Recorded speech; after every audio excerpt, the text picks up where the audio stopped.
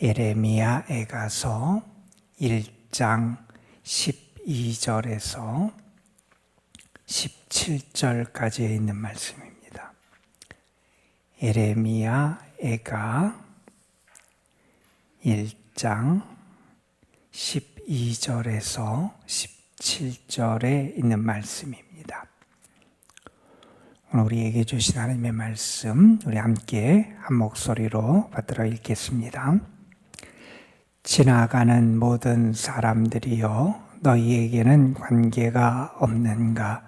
나의 고통과 같은 고통이 있는가 볼지어다. 여호와께서 그의 진노하신 날에 나를 괴롭게 하신 것이로다.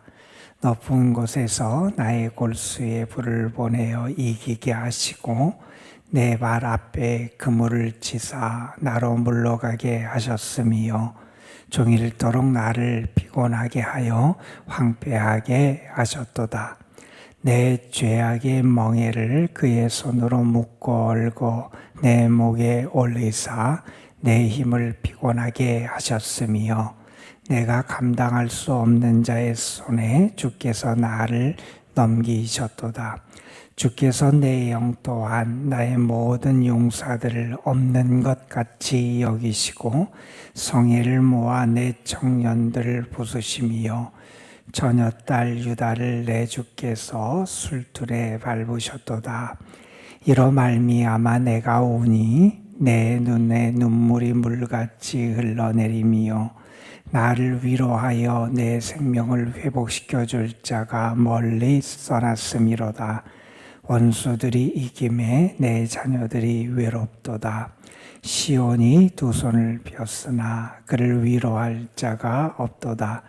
여호와께서 야곱의 사방에 있는 자들에게 명령하여 야곱의 대적들이 되게 하셨으니 예루살렘은 그들 가운데에 있는 불결한 자가 되었도다. 아멘.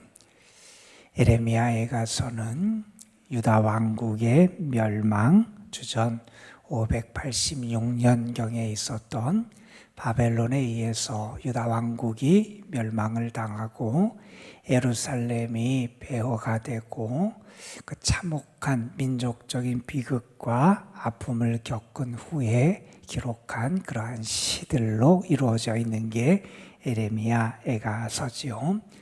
이 불행을 겪으면서 유대인들은 큰 충격을 받습니다. 우리는 하나님의 계약 백성인데 하나님의 계약 백성에게 왜 이러한 불행이 찾아오는가 그들은 고민하게 되죠. 그리고 이런 생각도 합니다. 우리가 믿는 하나님이 혹시 힘이 없는 무력한 하나님이 아니신가 하는 생각을 하게 되기도 하고, 혹은 이런 생각을 하는 사람들도 있었습니다. 하나님이 이 백성을 버리셨는가? 하나님이 하나님의 백성을 버리신 것은 아닌가? 또한 이런 생각도 합니다. 하나님이 하나님의 백성과 맺으신 언약, 그 약속을 하나님이 버리신 게 아닌가? 우리가 이러한 상황에 처해 있는데 이러한 상황에서 우리가 구원과 회복을 기대할 수 있을까 하는 이러한 고민을 갖게 됩니다. 그들은 선택받은 민족이었어요. 하나님과 언약을 맺은 언약 백성이었어요. 그리고 그들은 예루살렘 성전에서 하나님을 예배하던 그러한 백성들이었어요. 하나님이 시내산에서 이스라엘 백성과 맺었던 언약, 그리고 하나님이 다윗과 다윗 왕조에 주셨던 언약, 그리고 그들이 하나님을 섬기는 이 성전을 가지고 있다고 하는 이 사실이 그들로 하여금 우리는 특별한 하나님의 백성이라는 사실을 갖게 했고, 그것이 그들을 지탱하는 어떠한 힘이 됐던 것이 사실이기도 했습니다. 그런데 그 모든 것이 무너져 버리고 말았던 거지요. 여러분, 우리가 신약 성경을 보면 예수님의 길을 예비했던 세례 요한이 이스라엘 사람들을 향해서 설교를 하면서 그들을 회개케 하는 그런 역사를 이루었지요. 그때 세례 요한이 이스라엘 백성들을 책망하면서 한 이야기 가운데 그런 이야기가 있어요. 너희가 육신적으로 아브라함의 자손이라고 그것에 기대서 만족하지 말아라. 나는 우리가 아브라함의 후손이다. 아브라함이 우리의 조상이다. 그러니 당연히 우리는 은혜를 받고 우리는 당연히 하나님의 축복을 받고 당연히 우리는 안전할 거다. 너희들이 그렇게 생각하는데 그거 착각하지 말아라. 너희가 죄에서 돌이켜 회개를 해야 된다. 그렇지 아니하면 하나님은 여기 있는 돌들로도 아브라함의 자손을 만들 수 있다 그랬잖아요, 여러분. 내가 육신적으로 아브라함의 자손이고 내가 육신적으로 언약 백성이고 내가 육신적으로 뭘 가지고 있고 그것이 우리의 구원을 보장하고 우리의 행복을 보장하고 우리의 안전을 보장하는 게 아니라는 거지요. 계약 백성이면 계약 백성다운 삶을 살아야지요. 하나님을 나의 하나님으로 모시고 내가 하나님만을 섬기겠다 그렇게 하나님에게 약속을 했으면 그 언약을 약속을 지키며 살아가야지요. 하나님을 예배하는 자면 예배하는 자다운 합당한 삶의 열매를 맺고 하나님이 받으시는 삶의 열매를 하나님 앞에 올려드려야 하지요. 그들이 그러한 것을 행하지 아니하고 내가 육신적으로 아브라함의 자손이고 육신적으로 이스라엘 백성이고 육신적으로 언약 백성의 후손이라고 하는 그들의 그 생각 자체만을 가지고 그들이 착각하며 살아가고 있었던 그 모든 것이 무너지고 나서야 그들은 자신들을 돌아보게 됩니다. 우리가 하나님 앞에 이러한 모습을 가졌구나. 하나님이 우리에게 끊임없이 우리를 일깨우고 가르쳐 주셨는데 우리가 그렇지 못했구나.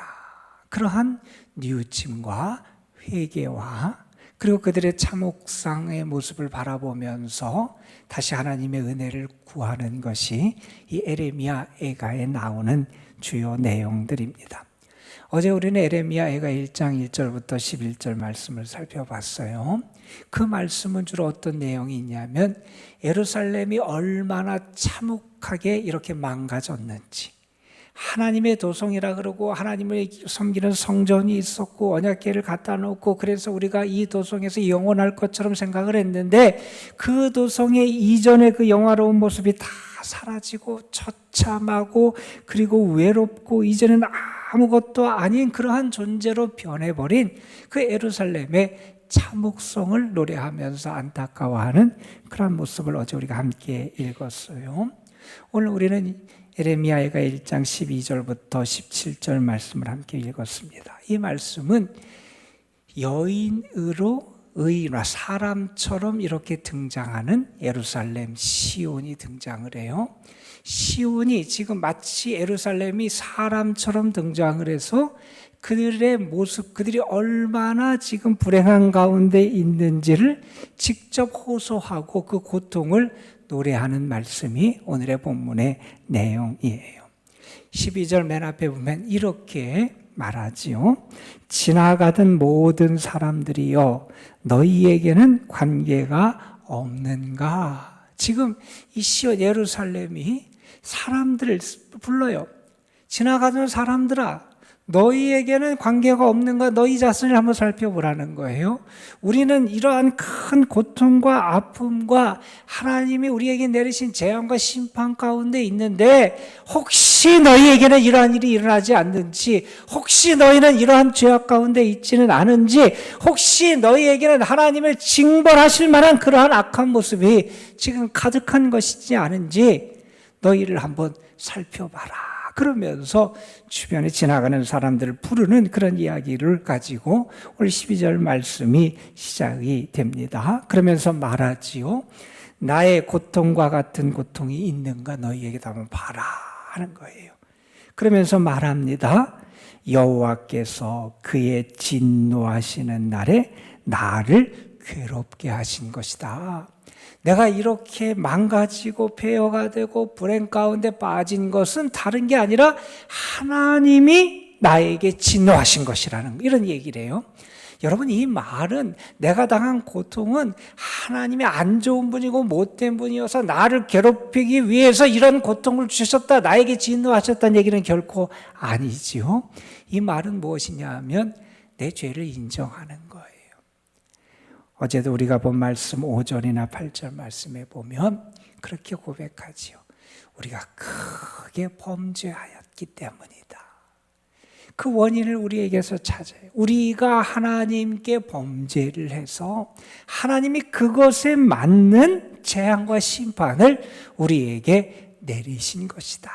그래서 이 하나님이 진노하셨다라고 하는 것은 내가 죄를 범했고 내가 하나님 앞에 큰 죄인이기에 그 죄에 합당한 벌을 받는다라고 하는 그런 고백을 담고 있는 표현입니다. 여러분, 우리가 알잖아요. 죄를 짓기 전이나 죄를 짓는 동안에는 그 죄가 얼마나 추한지, 얼마나 흉악한지, 얼마나 더러운지 우리는 인식하지 못해요. 만약에 우리가 죄를 짓기 전에 그 죄가 얼마나 추하고 더럽고 흉악한지를 알면 죄에 빠지는 사람이 거의 없을 거예요. 그런데 우리가 죄를 짓기 전이나 죄를 짓는 동안에는 그 죄가 얼마나 추하고 얼마나 더럽고 얼마나 악취가 나고 얼마나 흉악하고 얼마나 우리의 삶에 파괴적인 그러한 것이 될 것인지를 우리는 인식하지 못해요. 여러분, 그런 얘기가 나오잖아요. 아담과 하와의 범죄 이야기를 하면서 선악과에 대한 이야기를 할 때 그 선악과를 보니 보암직도 하고 먹음직도 하고 지혜롭게 할 만하게 보였다 그러잖아요. 내가 그게 정말 보암직스러워요. 먹음직스럽게 좋아 보이는 거예요. 그걸 먹으면 만족할 것 같고 그거 먹으면 배부를 것 같고 그걸 내가 취하면 나의 삶에 지혜가 생길 것 같고 그래서 우리가 거기에 빠지는 거예요. 매력적이 보여요. 그리고 우리의 생각과 이성과 바른 판단을 마비시켜요. 그런데 여러분, 죄가 가져다주는 행복 혹은 죄가 가져다주는 흥분, 죄가 우리에게 가져다주는 쾌감은 금방 사라지고 말잖아요. 그 다음에 우리가 치러야 되는 대가가 얼마나 고통스러운지 우리는 분명히 알아야 된다는 거예요. 여러분, 오늘 말씀해 보면 하나님에 의해서 이렇게 진노하심의 날에 하나님의 징벌을 받는 이 예루살렘 유다 백성들에게 하나님이 어떻게 그들에게 재앙을 내리셨는지 우리 13절부터 15절에 보면 네 가지의 은유를 통해서 우리에게 설명을 해줘요. 이런 얘기가 나와요. 13절에 보면 높은 곳에서 나의 골수에 불을 보내셨다는 거예요. 여러분, 불이 임한다고 한번 생각해 보세요. 우리가 손이나 어디 조금만 대어도 아주 된 상처가 우리를 따갑게 하고 아프게 하잖아요. 그런데 하나님이 우리의 골수에 불을 보내세요. 여러분, 그래서 어떻게 감당할 수 있겠어요? 또한 이런 표현을 해요. 내 발 앞에 그물을 치셨다는 거예요. 여러분, 그물을 치면 물고기가 잡힐 수밖에 없어요. 벗어날 수가 없어요. 하나님이 우리 앞에 그물을 쳐서 우리로 하여금 그 가운데서 잡히고 피곤하게 만드셨다는 거예요. 또한 이런 얘기를 합니다. 14절에 보면 하나님이 우리에게 어떤 벌을 내리시느냐? 멍에를 우리에게 씌우신다는 거예요. 우리의 죄악 때문에 그 죄악에 우리의 멍에를 우리에게 내리신다는 거예요. 그 멍에를 지고 있으니 우리가 어떻게 제대로 살아갈 수가 있겠어요? 그 다음에 15절에 뒤에 보면 그런 얘기를 해요. 여러분, 포도주 같은 걸 만들 때 아마 그 술틀에 그걸 넣고 아마 이렇게 짜고 으깨어서 이렇게 하잖아요. 여기 그런 게 나와요. 주께서 술틀에 밟으셨다고 이런 표현이 나와요. 포도 같은 것을 틀에 놓고 으깨고 밟듯이 하나님이 우리에게 그러한 징벌을 내리셨다. 여러분, 죄악의 결과가, 죄악이 우리에게 가져오는 그 죄의 대가가 이렇게 참혹스럽고 고통스럽다는 거예요. 자, 이러한 것을 겪으면서 결국 어떻게 되느냐? 16절에 보면 시인은 이렇게 노래합니다. 이로 말미암아 내가 운다, 눈물을 흘린다. 여러분, 이럴 수밖에 없게 되겠죠. 얼마나 고통스럽고 얼마나 후회되고 얼마나 아프고 얼마나 큰 고통이 찾아오면 눈물이 물같이 흘러내린다 이렇게 표현하겠어요. 이 죄가 우리에게 가져오는 비참함의 결과라는 거예요. 이거를 알라는 거예요. 너희 지나가는 사람들아, 너희에게도 이러한 고통이 찾아올지 모른다는 거예요.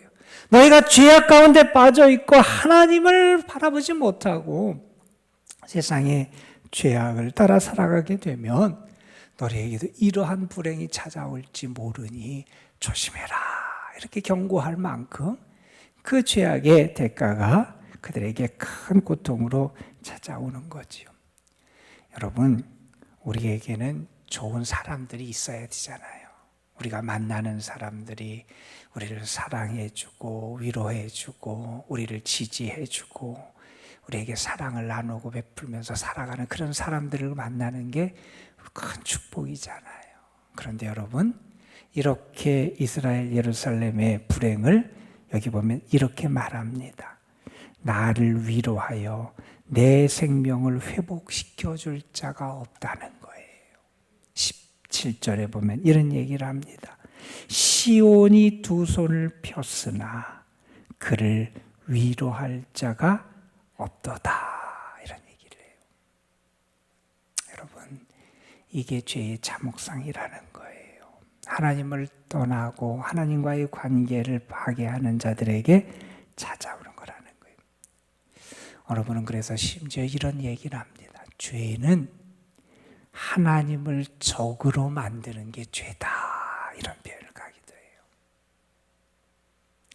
우리에게는 혹시란 죄가 없는지, 너희에게는 관계가 없는지 한번 살펴봐라. 이 말씀이 오늘 우리에게 주시는 성령의 말씀인지 우리가 들을 수 있어야 됩니다. 위로자가 있어야 되는데 위로자는 없고 대적들만 나를 애워싸요. 그게 우리에게 다가오는 불행이라는 거예요.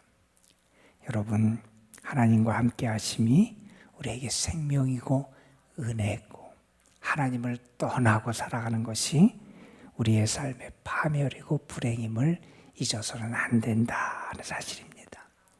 또한 우리는 분명히 믿어요. 참된 위로는 하나님께로부터만 옵니다. 그래서 우리는 하나님께 돌아가야 되는 그러한 존재임을 잊어서는 안 된다는 사실 우리가 또 깨닫게 됩니다.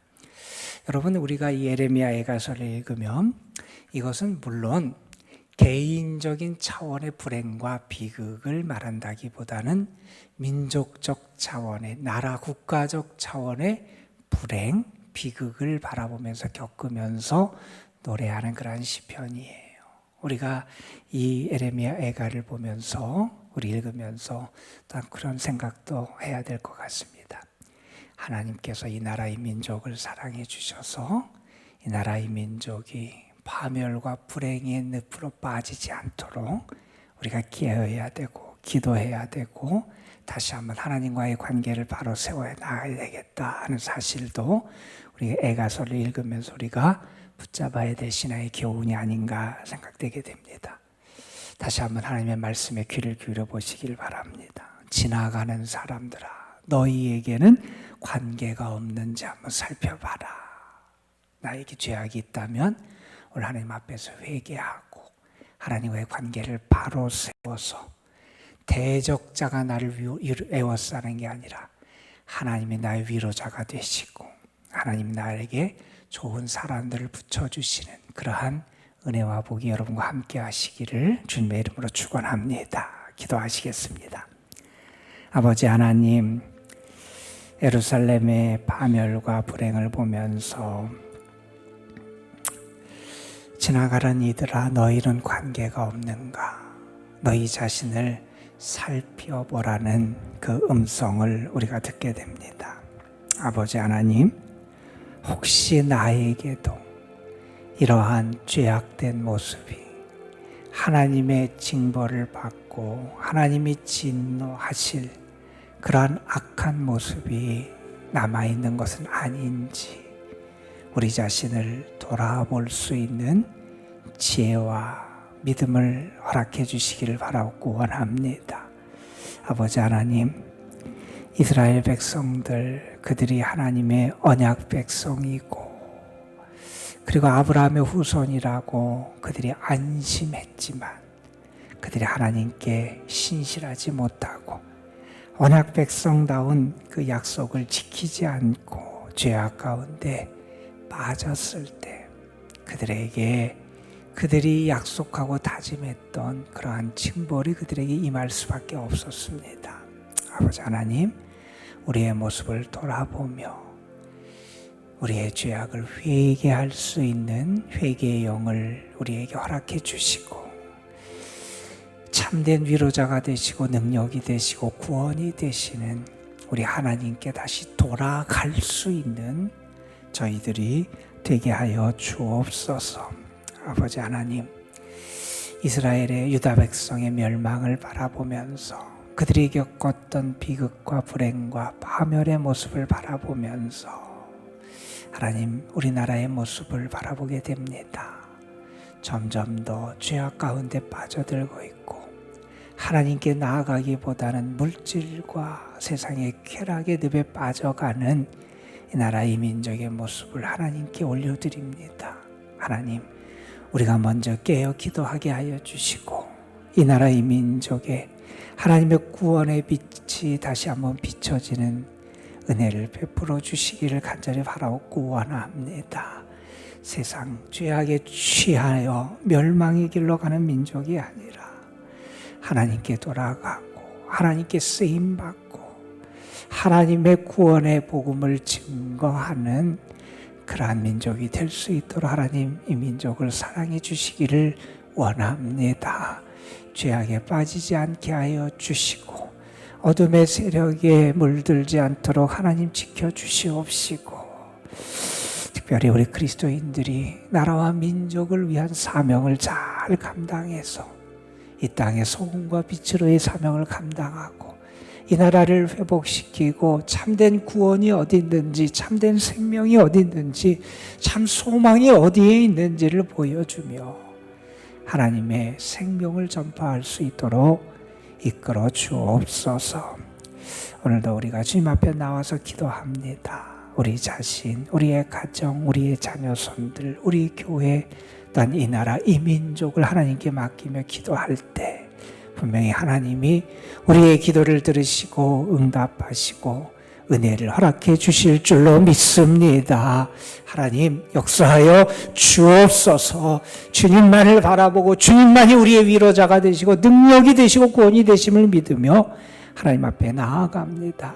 하나님 은혜와 긍휼을 더하여 주옵소서. 오늘도 특별히 도남동 주님의 교회와 이 교회에 속한 모든 성도들 그리고 연로하신 분들 연약한 분들 병중에 있는 분들에게 하나님의 사랑과 자비하심이 함께하여 주옵소서. 이 시간도 성령께서 우리의 기도를 도우시고 우리의 기도 중에 참된 능력과 기쁨과 평안을 허락해 주실 줄 믿사옵고 우리 구주 예수 그리스도의 이름으로 기도드리옵나이다. 아멘. 하나님 오늘도 우리를 이끌으셔서 감사합니다. 오늘도 하나님의 사람으로 우리를 살아갈 수 있도록 이끌으셔서 감사합니다. 하나님이 아니라 우리에게 문제가 있음을 알게 하여 주시고 우리의 죄악과 우리의 언약함과 우리의 어리석음을 다시 한번 하나님 앞에 내려놓고 하늘의 은혜와 자비하심과 긍휼을 구할 수 있는 저희들이 되게 하여 주옵소서. 아버지 하나님, 우리의 생각이 교만하고 우리의 마음이 교만하고 우리의 육신이 육체를 따라 살아가는 삶에만 취해 있음을 하나님 앞에 고백합니다. 아버지 하나님,